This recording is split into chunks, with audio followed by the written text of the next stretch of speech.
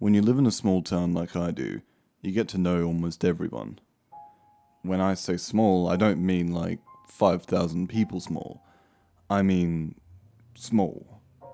My town has a population of a whopping 743. Yep.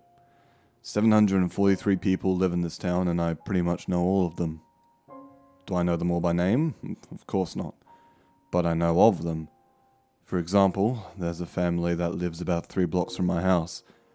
They hoard newspapers, trash, food, etc. They smell bad, barely leave the house, and I'm pretty sure they're not even human. We all call them the Hills Have Eyes. Petty and mean, I know, but that's what everybody calls them. I don't call them that, personally, but I did meet the brother of their family, and he was nice. He just smelled really bad. The most interesting character is the old homeless man that lives behind the bakery here in town. Troy, the owner of the bakery, doesn't make him move, and he feeds him bread whenever he can. We have no idea what his name was, but everybody called him the Riddler. No, he didn't wear a green suit or anything, but anyone who talked to him, he said he'd give them a prize if they guessed one of his riddles. The riddle changed day by day, and they ranged from easy to hard. I never talked to him or saw him before, but I heard of him. I'm a hermit. I prefer to stay inside and play video games than do anything else.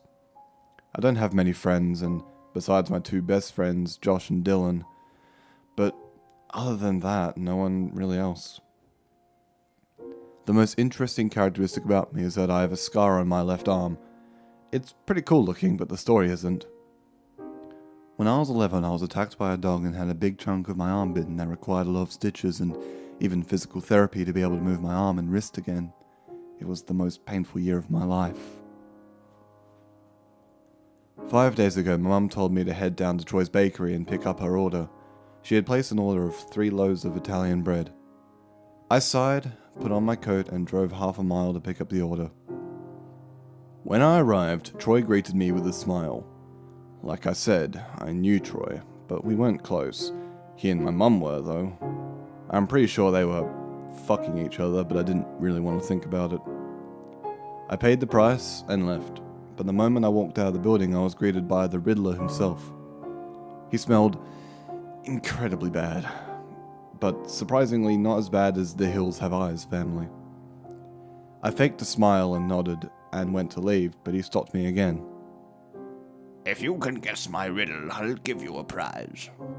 I shook my head and politely declined, but I gave the man a fresh $5 bill, but to my surprise, he refused. No, I don't need your money. Guess my riddle and I'll give you a prize. I politely declined and told him that I had to go bring the bread home to my mother before dinner. He politely agreed. He would smile and pat me on my shoulder. That's fine. Tell Dina I said hello. I stood back in awe. How did he know my mother? How did he know I was her son? I faked a laugh, got into my car, and drove the mile or so back home. I made sure to take a lot of turns and whatnot to throw him off, just in case he was following me. When I arrived home, I gave my mum the loaves of bread and asked her if she knew the homeless man that lived behind Troy's bakery. Never met him before, but Troy's told me a lot about him. He gives him bread and even bought him a portable heater for Christmas. Troy is such a nice guy. Now I was convinced they were fucking. Gross. I shrugged it off as maybe Troy had told the homeless man about my mother and I proceeded to lock myself in my room, play some video games, and voice chat with Josh and Dylan. I met the Riddler today, I said, chuckling whilst taking a drink of my soda. That dude's pretty cool. I answered one of his riddles once. He gave me $1. Guess he just likes making people happy, Josh said. Yeah, man, I answered one last week. He gave me $1 as well. I think the prize is always $1, but that's really cool of a homeless man to do that.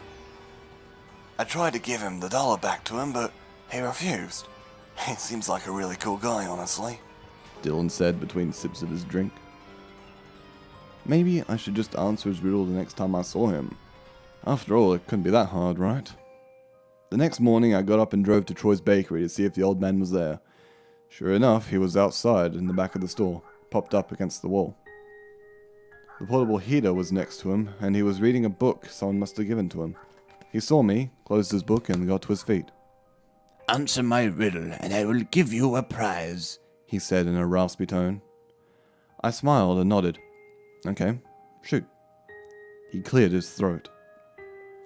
What gets harder to catch the faster you run? I thought about this moment and answered. Your breath? Bingo, he replied in a happy voice. He reached into his pocket and pulled out the prize. No need for that, sir. Instead of pulling out a dollar bill, he pulled out a card of some sort.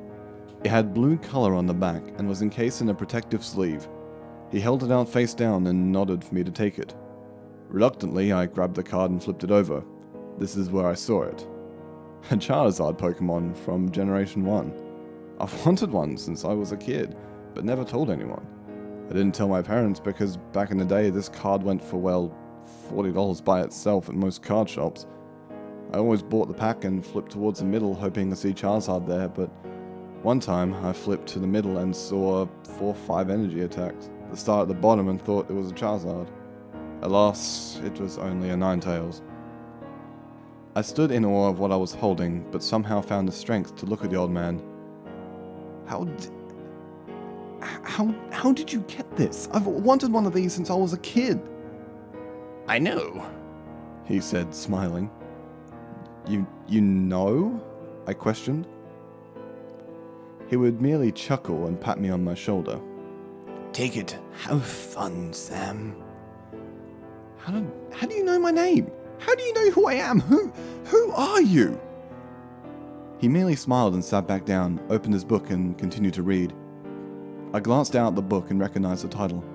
It was Stephen King's The Gunslinger from his Dark Tower series. It was my favorite book. Hey, I love that book. That's my absolute favorite.